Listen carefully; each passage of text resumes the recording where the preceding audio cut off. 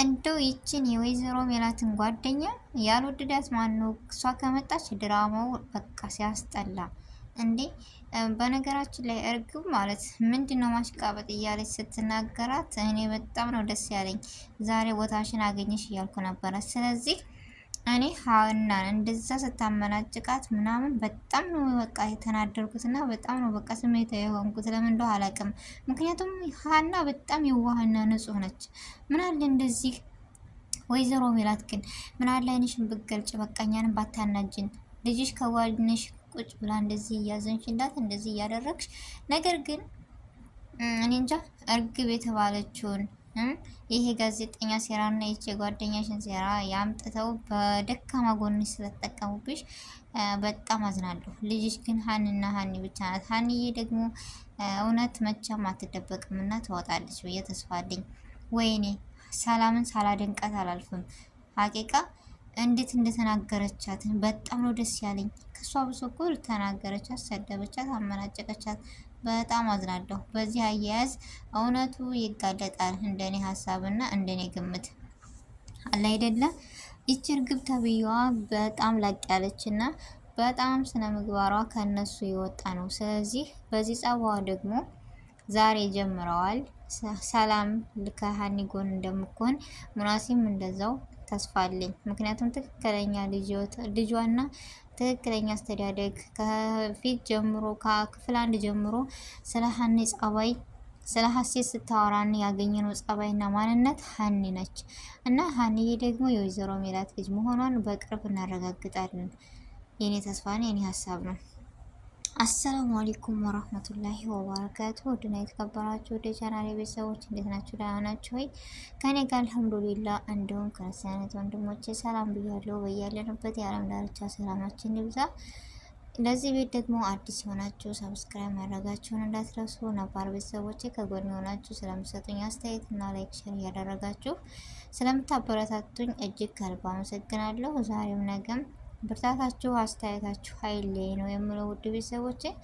እንግዲህ እንደተለመደው የኖላዊ ድራማ እጅግ የሚወደድ እና በጉጉት የሚጠበቀውን የክፍል ወደ እናንተ ይዤ መጥቻለሁ እና ዛሬ በዚህ ድራማ ምን ተማራችሁ? ወይዘሮ ሜላት እርግብን እውነት ትቀበላታለች አትቀበልም ብለን ትናንትና ባየነው ቪዲዮ ያው ዛሬ ተቀብላታለች ግምታችን ሁላችንም።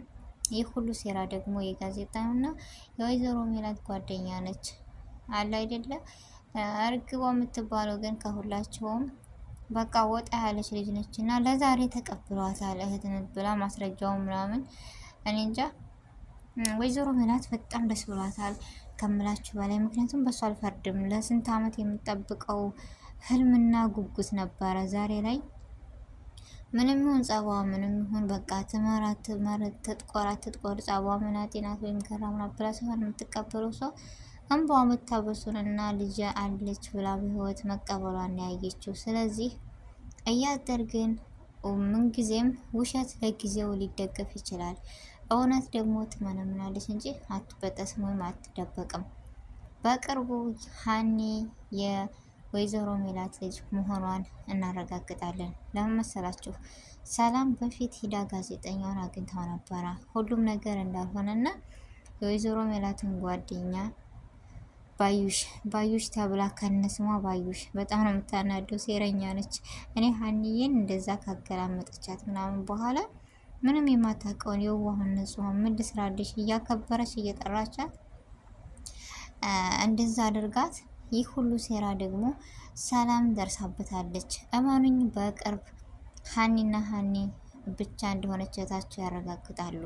ምክንያቱም አሁን ወይዘሮ ሜላት ጊዜ የተቀበለቻት እህቷን ልጅም ብላ እርግብን ማንም ፊት የሰጠው ወይም ወዳቸው ዱጭ አለላት የለም። ሙናሴም ሆነ ሰላም ፈገግ ያሉት ደስ ያላቸው ለምንድን መሰላቸው? አብዛኛው የእርግብ መንጣት ሳይሆን የሆነ ስሜት የላቸውም። እንዳያችሁት የሚያሳዩት ሪያክሽን የእናታቸው ሳቅና ደስታ ስለተመለሰ ብቻ እነሱም ደስ ብሏቸዋል። ግን ባህና የመጣ ካሁን በኋላ አይደለም እርግብ አንቺ ራሱ ብላታለች ሰላም። ለምን መሰላችሁ? እውነታን ስለምታውቅ ነው ሰላም። የወይዘሮ ሜላት ስሜት ቢገባኝም ግን ቢሆንም ማስተዋል መቻል ነበረባት። አንዳንድ ጊዜ ከነገሮች መቆጠብና መጠንቀቅ ያስፈልገናል። ግን በደካማ ጎኗ ገብተው ዛሬ እንደዚህ ሆናለች። ያው እኔ እንጃ መጨረሻውስ ምን ይሆን? አንዬ ግን አሁን በኋላ በጣም ስቃዋ በዛ። እንዳያችሁ ወይዘሮ ሜላት ለሀንዬ ለአባቷ መታከሚያ ብር ልካለታለች። በጣም ነው ደስ ያለኝ። ሙናሴና እንዳያችሁት ሰላም ከሀኒ ጎን ይቆማሉ ብዬ ተስፋ አለኝ። እውነቱም ይጋለጣል። የእናንተስ አስተያየትና የእናንተ ማንነት ምን አይነት ነው? እስኪ ገለጹልኝ። እንደሚቀጥለው ጆሮና ጓደኛው ደግሞ ወደ ሌብነት ሳይመለሱ ወይኔ ሰው እንደዚህ ነው ወይ በቃ የሚቀየረው ብዬ ራሴን አሰብኩኝ።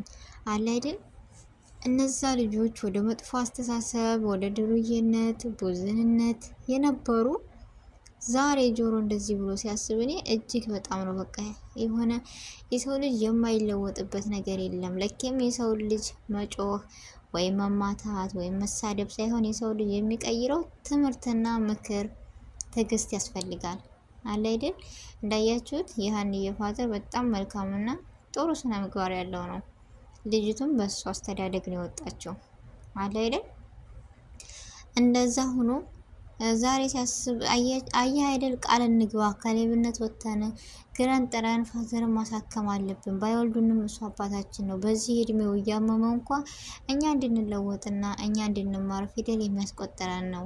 ስለዚህ ቃል ገብተን ጠንክረን በርትተን ሰርተን ለሱ ተፍ ተፍ ብለን በጉልበታችን ባላባችን የሚታከም ብር ማገዝ አለብን ሲል እኔ በጣም ነው በቃ ይህ ድራማ በነገራችን ላይ እኔ ምን ብዬ ልንገራችሁ ቤተሰብ የሆነ እውነታዊ ታሪክ አለ አይደል? እንደዛ ሆኖ ነው በቃ የሚታየኝ።